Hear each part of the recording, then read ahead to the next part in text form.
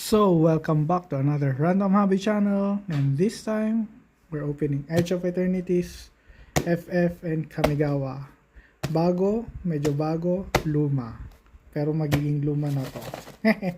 So, Pakmas, Xiaomi Amoy, ating pampaswerteng pipa. Balik tayo sa short format. Kasi, ewan ko, yun lang meron akong time. Short format, 3 minutes.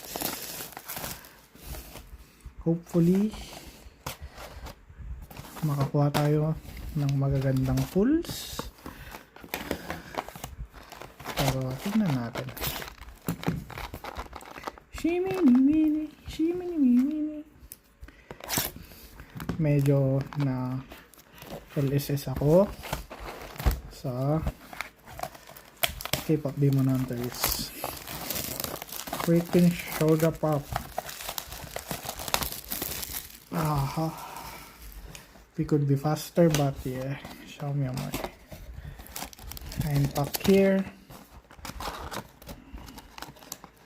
And one here. So, unahin natin si FF kasi ito paubos na. Siguro may 8 laman na lang to. But let's see.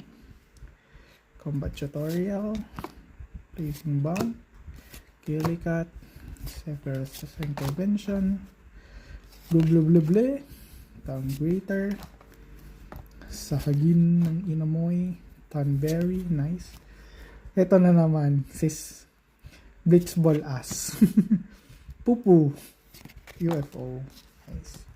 Followed by Leviathan, Summoner's Grimoire, Emperor Polynesia, and Forest Hero Token.